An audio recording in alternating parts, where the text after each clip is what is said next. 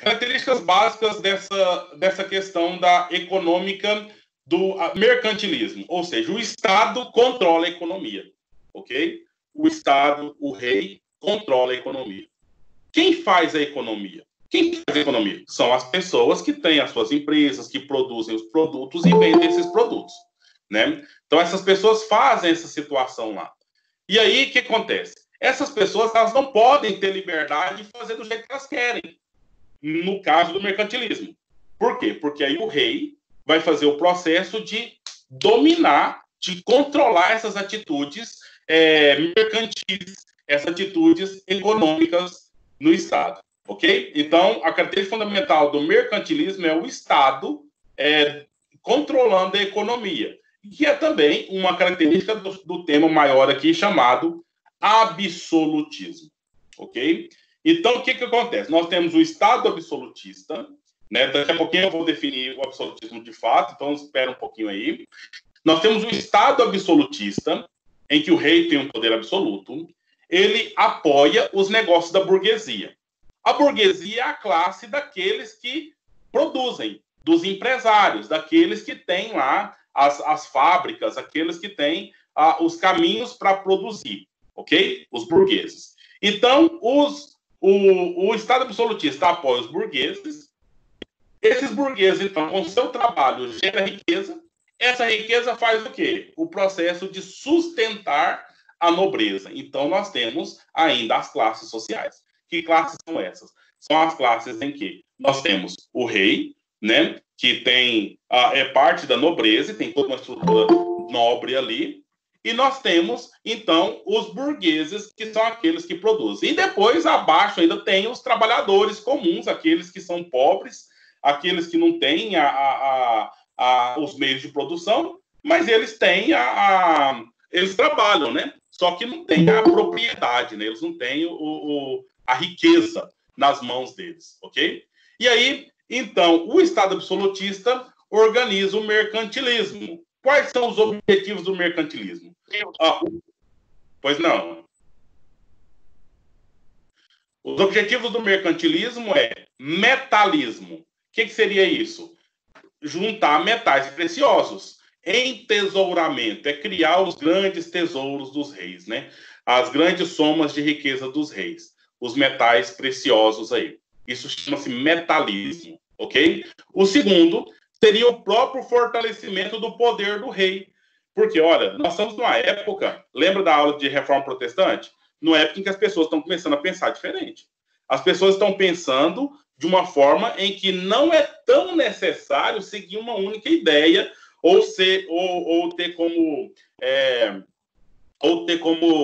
obrigação seguir uma única religião. As pessoas estão com a cabeça um pouco mais aberta, uma mente mais aberta agora. Nós estamos falando de modernidade, entendeu?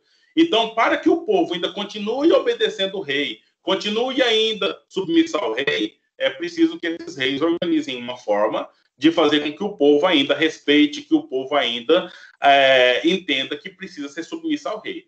E se o rei for o cara mais rico que existe, se tiver mais riqueza ali, é uma das formas possíveis para que o povo, então, seja obediente ao rei.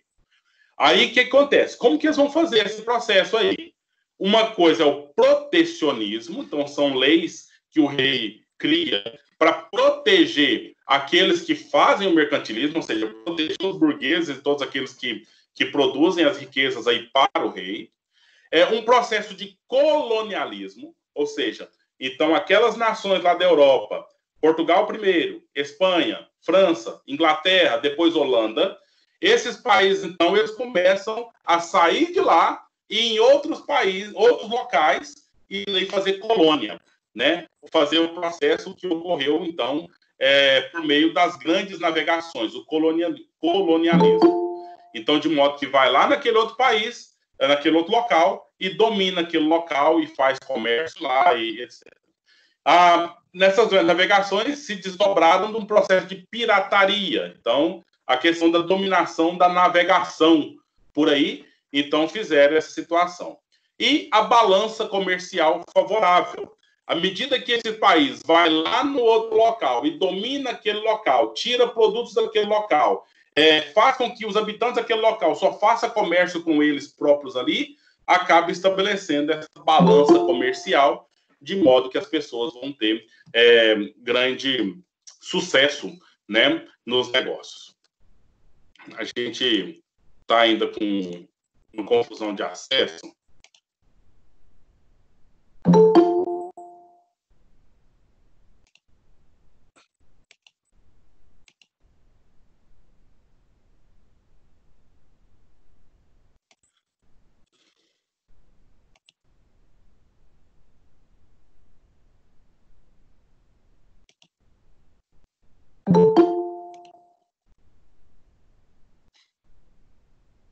Pedro Henrique.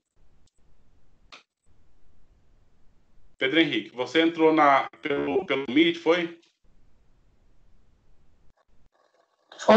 Por que você não entrou pelo Teams, Pedro Henrique? Eu não tô conseguindo entrar pelo Teams. Tá.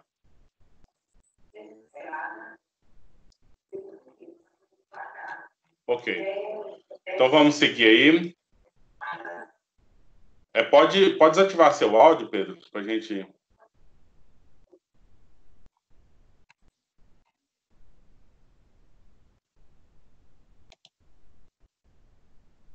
Ok, gente. Então, me diga, por favor, tá ficando claro? Nós estamos entendendo o assunto, gente? Me dá um ok, por favor, pessoal. Ok, senhor. Sim. Obrigado. Eu não tô entendendo o exemplo totalmente, professora, mas eu tô conseguindo entender mais ou menos. Certo. Me fala um dos exemplos que não ficou claro. Você poderia me dizer, por favor? O metalismo, professora, eu não tô conseguindo entender realmente. Metalismo, certo. Eu vou explicar para todos vocês. Metalismo. Então, seria uma busca por metais. Que metais são esses? São ouro, são prata, são metais preciosos. Aqueles metais com os quais fazem tesouros, né? Tesouros, joias. Aquilo que, de fato, tem preço. Que a economia naquele momento, né, não era comum um banco no qual a gente coloca dinheiro. O dinheiro não valia tanto.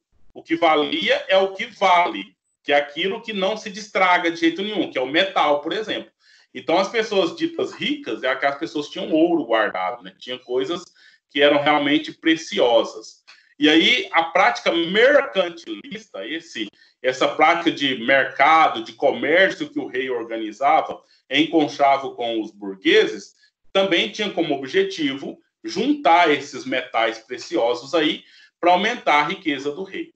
Então, espero que tenha ficado claro. Se não, você, por favor, fale. Você e qualquer um que não estiver entendendo, por acaso, alguma coisa que eu falei aqui, que eu estou dizendo, você entra e ativa o áudio. Fala, professor, explica melhor. Professor, não entendi. Professor, não estou entendendo. Tá? Por favor, faça. Tá bom, professor, entendi. Obrigada. Certo. Mas aí fiquem à vontade para perguntar e para interromper no que for preciso. Certo? Tem alguns nomes específicos em cada um desses locais, né? Que são as características, né? As características do mercantilismo lá na Europa. E aí nós temos um nome que foi dado lá na Espanha. Esse nome lá na Espanha é o bulionismo, que seria estocagem de ouro e de prata, que é a mesma coisa do metalismo, né? Então o metalismo espanhol chama-se bulionismo, ok? Eu já passei o slide aqui, pronto, tá lá. Bulionismo na Espanha. Na França, chama-se colbertismo.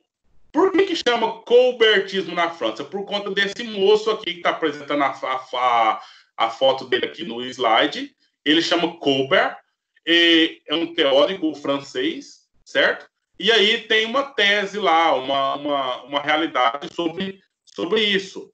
Ainda tem pessoas que estão tentando entrar aqui. 24 minutos de atraso. Esse colbertismo, propriamente dito, não? Esse colbertismo seria a limitação das importações.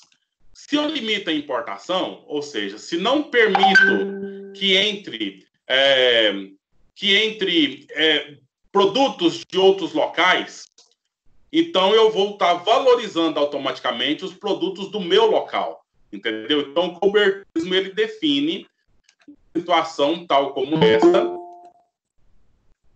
uma situação tal como essa, em que seria feita uma organização do comércio do mercado lá na França. Importações, desenvolvimento de manufaturas de artigos de luxo e criação de companhias de comércio. Essas companhias de comércio seriam essas companhias que eram coordenadas e controladas pelo rei. Quem é o proprietário dessas companhias de comércio? Os burgueses, né? E aí, os reis faziam o estímulo da indústria ali na França e ficou chamado também isso de industrialismo ali na França. Então, veja bem, gente, características mercantilistas. Lá na Espanha teve o nome de bulionismo, certo? Lá na França teve o nome de cobertismo e na Inglaterra tiveram algumas práticas comercialistas e industrialistas, né? Na Inglaterra, essas práticas diferenciadas nesse sentido aí, ok? E aí, o que ocorre? Ocorre que nós vamos, então, percebendo uma situação em que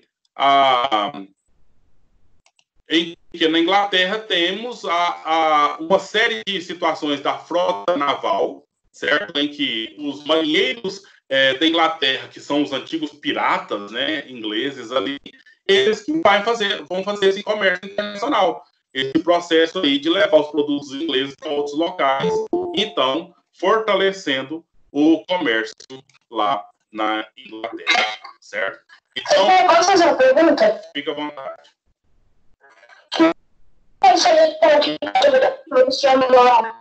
Vou terminar a aula. Tá bom, obrigado. Aí o que acontece? Para fazer essa situação aí, levou à existência ou à situação em que nós temos as grandes navegações. Por favor, alguém desliga o áudio aí que tá fazendo ruído.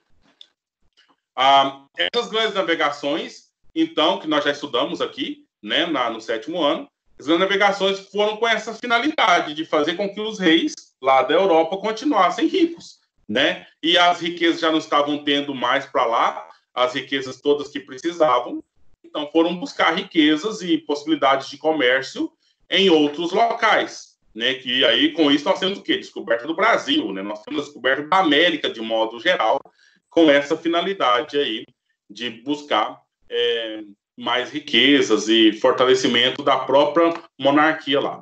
Então, agora nós entramos especificamente na segunda parte da aula, que seria, então, explicar a questão relativa ao absolutismo propriamente dito, né? A essa situação em que nós temos as monarquias, né, o poder do rei, de forma nacionalizada, ou seja, unificada, fazendo ali um território, organizando ali um comércio, organizando ali uma defesa, né, um exército para defender o rei e as coisas do rei.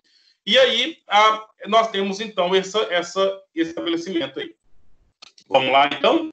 Essa agora é a segunda parte da nossa aula de hoje, em que nós vamos definir o absolutismo agora, ok?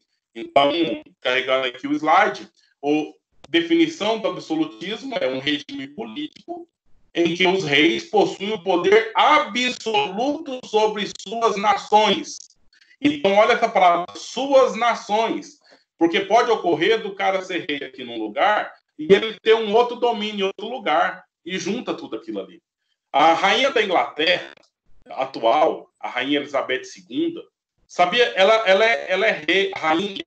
Ela reina sobre 52 lugares, 54, se eu não me engano. 54 lugares, pensa. Nós temos o Michel Temer, o Bolsonaro, que é o presidente do Brasil. Então, ele governa sobre todo o Brasil. Se for dividir o Brasil em estados, nós temos 27 estados. Então, ele tem um domínio aí de 27 locais, né? De 27 províncias, 27 estados. Agora, a rainha da Inglaterra, ela domina uma chamada Commonwealth.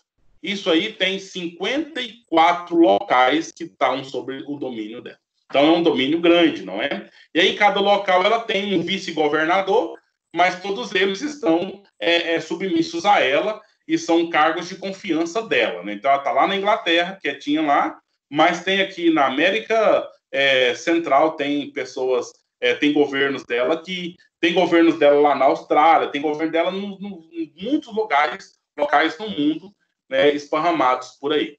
Então, o rei tem um poder absoluto, um poder total. Só ele consegue e só ele tem todas as condições de mandar completamente ali naquilo Professor! que ele... Pois não. Eu acabei de chegar na aula. O senhor pode me explicar sobre o que nós estamos comentando? Vamos continuar daí, tá, Luiz Paulo? Vamos entrando e vamos pegando o assunto aí. Tá no slide, você tá vendo aí na tela, ok? Nós já estamos a 1h30 já, né? Então já tem 30 minutos que começamos a aula, ok? Nessa situação aí, pessoal, nós temos a situação da transição do feudalismo para o próprio capitalismo, em que, então, nós temos uma forma de economia diferenciada daquela que ocorria lá no feudalismo. Lá no feudalismo, então, era o rei que tinha um determinado território, as pessoas estavam ali dentro, se fossem nobres, estavam sob a tutela ali daquele rei, estavam sendo defendidos por aquele rei, e tinha um monte de servo que trabalhava, produzia lá na terra, e a produção era do rei. E aí ele se mantinha tranquilamente aquilo ali. Agora, no capitalismo, então, há o processo do comércio, há o processo de que eu não preciso produzir nada, mas se eu tenho dinheiro, se eu tenho capital, eu posso buscar aquilo que eu preciso em outro local, né? E eu compro com o capital que eu tenho ali. Então, não tem mais essa necessidade da produção, da autoprodução do que se precisa, mas tem a própria possibilidade de fazer o mercado, fazer o comércio, aquilo que o mercantilismo está dizendo, que nós estamos acabando de ver aqui, ok? Então, posso fazer uma pergunta? Fica à vontade. O senhor vai passar a tarefa sobre isso hoje? Isso, tá lá no blog já, tá? Terminando a aula, vocês vão poder fazer. Tá bom. A nobreza, então nós temos duas classes, né? Nessa agora, no absolutismo, nós temos duas classes que são bem evidentes, são classes que vão participar da vida da sociedade, da vida do governo, vamos assim dizer. Uma classe é a nobreza, que são os ricos, né? Aqueles que têm privilégios, aqueles que participam do governo aí, têm os melhores empregos, né, na situação do governo. Eles recebem pensões do governo, eles não têm que pagar determinados impostos. E nós temos outra classe, que é a burguesia. O que a burguesia faz? A burguesia aqui se diz que trabalha, aquela que faz a empresa, aquela que produz a mercadoria. A burguesia faz o comércio dessa mercadoria, entendeu? Mas a burguesia tem que pagar impostos, a burguesia tem que trabalhar. E isso ainda gera um certo conflito, né? Um certo problema aí na sociedade daquele momento lá, ok? Daquele momento, nós estamos falando de qual? Século XV até o século XVIII, mais ou menos aí. E nós temos algumas pessoas que escreveram sobre, né, o absolutismo, explicaram sobre como é essa forma de governo absolutista dos reis, né, no qual, então, o rei tem um poder absoluto, um poder total. Esse absolutismo ocorreu, então, para começar, lá na França, né? Depois, nós tivemos essa prática na Inglaterra, tivemos também em Portugal, tivemos na Espanha, todas essas práticas aí que a gente viu na história. E aí, nós temos esses autores aí, que não precisamos nos preocupar tanto com eles aqui, mas eles defendem, esse é o Jacques Baudin, e o outro é o Jacques Bossuet, né? O Jean Baudin e Jacques Bossuet. Eles tratam de uma teoria em que existe um direito divino. Então, pensa bem, gente. Deixa eu perguntar uma coisa e presta muita atenção nesse ponto. Por que o rei pode ter um poder total, um poder absoluto? Por que o rei tem esse poder total, esse poder absoluto? Alguém saberia me responder? Por que você acha que o rei tem um poder que pode mandar em tudo e mandar em todos? Por que o rei tem esse poder? Por que você acha que o rei manda tanto assim? Quem gostaria de responder? Professor, Hum. eu acho que é por causa que ele é o mais rico de todos os homens. Professor, uma pergunta. Professor, você não tinha falado que nós ia fazer chamada de vídeo pelo programa? Estamos fazendo. Um regime monarco?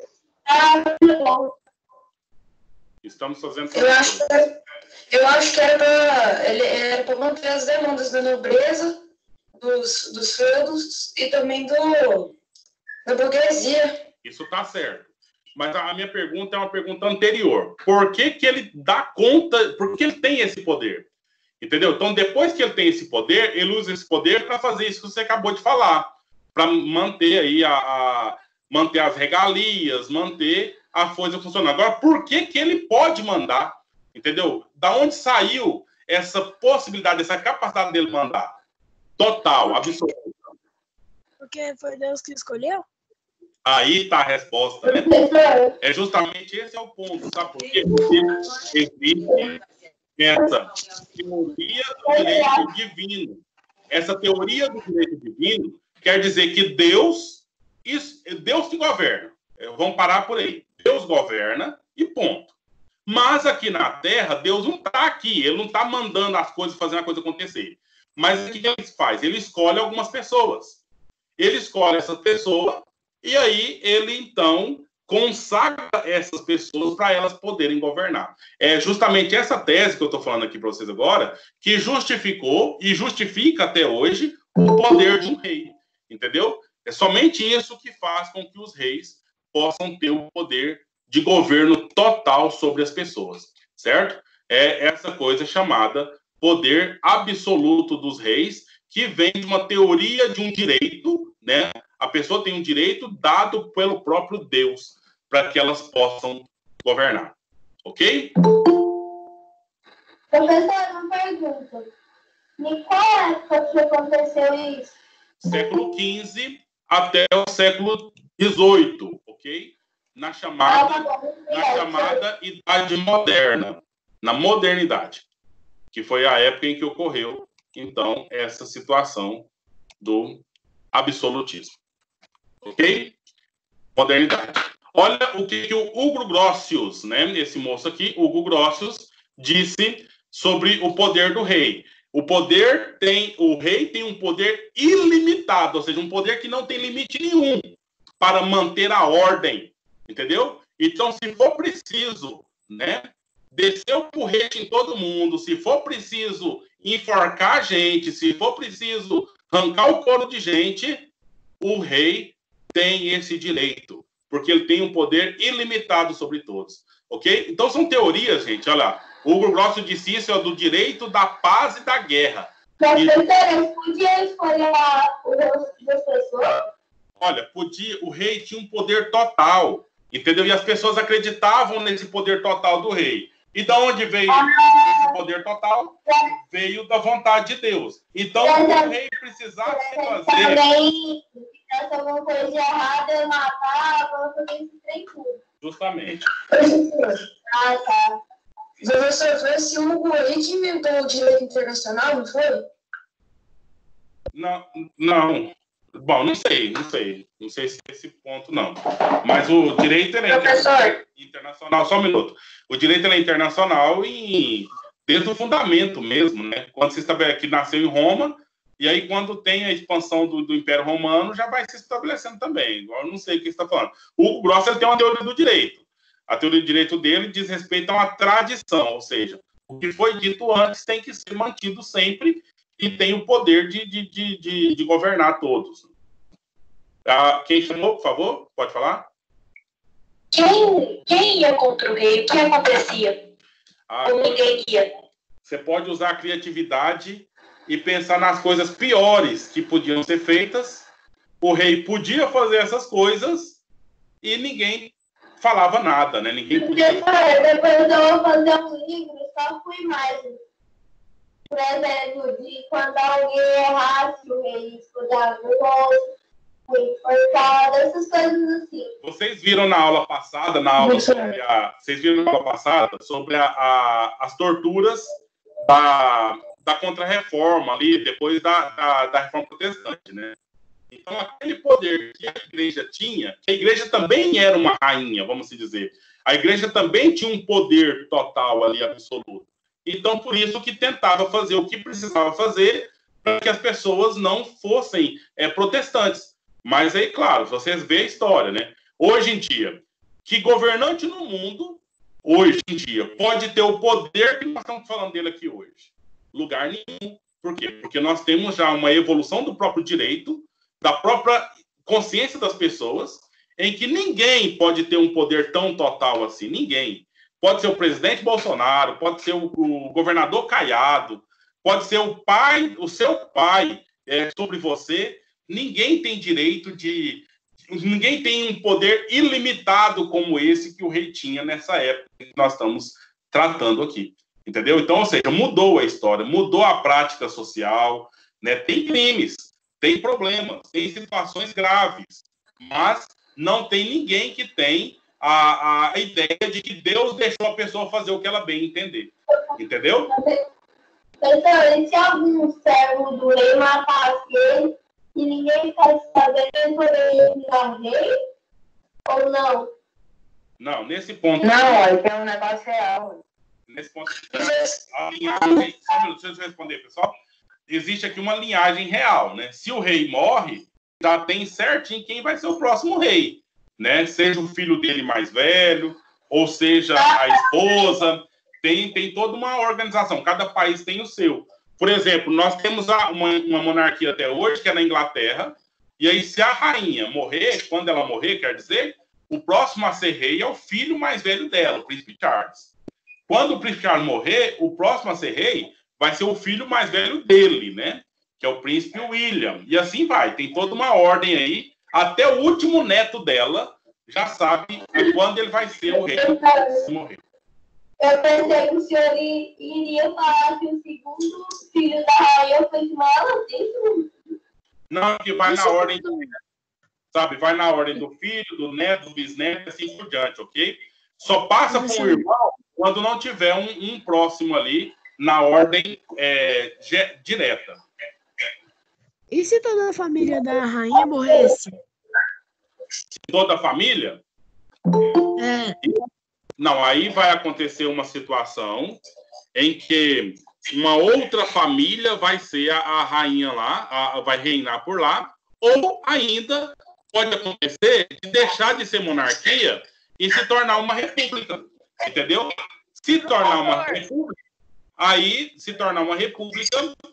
vai ser uma outra forma de governo em que a escolha do governante vai ser à medida que o povo vai decidindo, né? E esse é um elemento que aconteceu Esse é um momento que aconteceu nessa época. Em vários locais, nessa mesma época aqui, deixaram de ser monarquia, deixaram de ter um rei para ter um presidente escolhido pelo povo, entendeu? Ou, em muitos locais, tem o rei, mas quem decide as coisas seria o parlamento, que são representantes do povo. Tá claro esse ponto, gente? Sim. Tem uma pessoa querendo perguntar? Eu tô querendo perguntar, Luiz Paulo. Se no Antigo Egito um faraó não conseguisse ter filhos, se ele tivesse um problema de não conseguir ter filhos, quem seria do poder? Não, é como eu estou te falando, Luiz Paulo. Cada lugar, em cada época, tem lá uma regra específica, entendeu? Então aí passa para a irmã, para o irmão, né? Nesse sentido aí. Agora, foi interessante ter falado do Antigo Egito. Só um minuto. Foi interessante ter falado do Antigo Egito, é o seguinte. Aqui, no absolutismo moderno, o rei é escolhido por Deus para governar. Confere. Lá no Antigo Egito, sabe o que acontecia? O faraó, o rei, era Deus. Tá vendo a diferença? Lá no Antigo Egito, entendiam, num determinado momento da história do Egito, entendiam que o rei era o próprio governante, que era Deus. O rei era Deus. Agora, aqui no absolutismo, nós temos, então, que os reis são representações de Deus, né?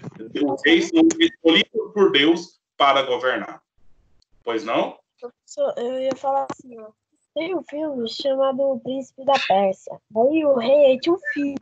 Ele teve, se não me engano, 2 a 3 filhos, eu acho. Aí ele tava passeando no mercado, o rei, e ele achou um menino de rua. Ele era muito corajoso e enfrentou todos os soldados dele por causa de uma maçã.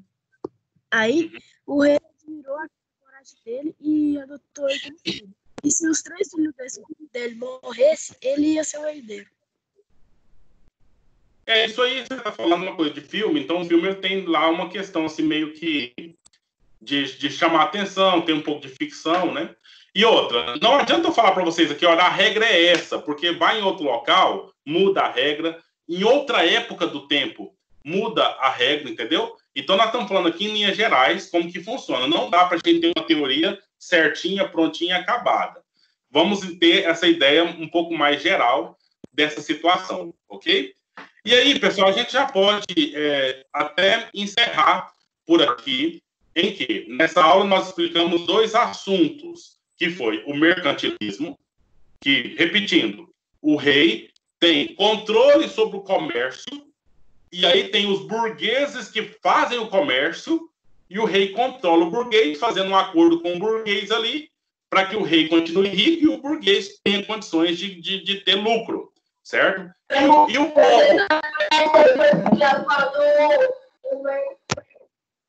Por exemplo, alguém chega no mercado e fala assim, vou comprar droga. Eu compro mais bem por metade do preço, você fica no mercado.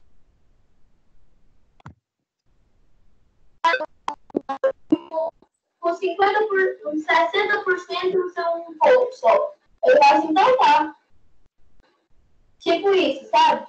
Igual você falou aí, né? Fica, por exemplo, o preço que o mercador achou e o comprador acha mais ainda para ele. Que ele tenta, né? Justamente. O burguês é esse que faz os negócios, e à medida que ele faz os negócios, ele vai, então, definir os lucros que ele quer, né? O lucro que ele define ali.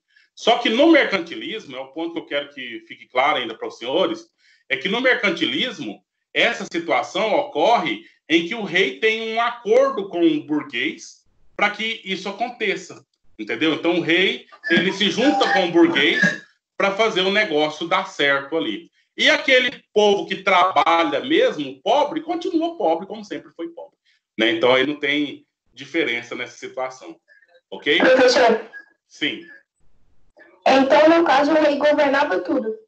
Poder absoluto, né? Isso significa que ele tem o poder até de ir lá na sua casa e pegar alguma coisa sua lá, se ele bem assim entender. Tipo, pegar a mulher do outro. Filho, e assim por diante.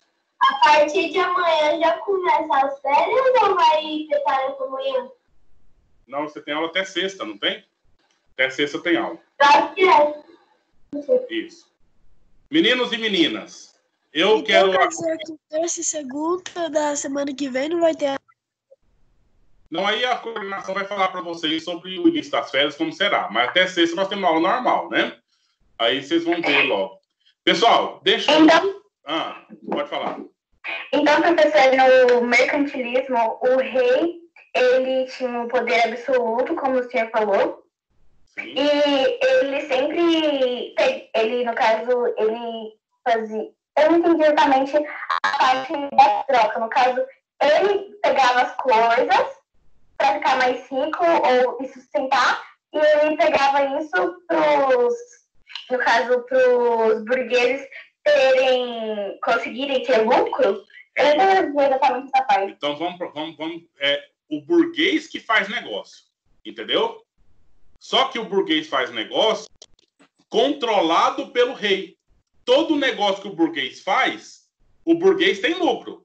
Mas quem vai ter mais lucro continua sendo o rei, que tem o poder total. Entendeu? Ah, tá, professor, obrigada. É por aí. Pessoal, eu quero agradecer a presença de todos, agradecer aqui a participação, as perguntas, né? Agradecer mesmo, eu gostei muito dessa experiência. Aqueles que estão no Teams, não precisa fazer nada, eu tenho aqui a lista de frequência conforme entrou. Aqueles que estão no Meet, vai lá no chat do Meet e coloca lá nome e turma, por favor, que é a nossa chamada. E a gente, então, vai encerrando a nossa aula por aqui. Vocês podem entrar no blog. Lá... não funciona, então não dá para perceber meu nome ainda. Lá quem está aqui no Teams não precisa, porque já está com o nome na entrada. Lá no blog tem a tarefa. Você entra lá na tarefa do blog e resolva as perguntinhas que a gente colocou lá para os senhores, certo? Ok. Pode sair? Boa tarde. Obrigado todos. Tchau. Tchau, Professor, tchau. Obrigado. Tchau, professor. Tchau, professor. Tchau. Tchau, professor. Tchau, professor. Obrigado pela aula de hoje. Prazer.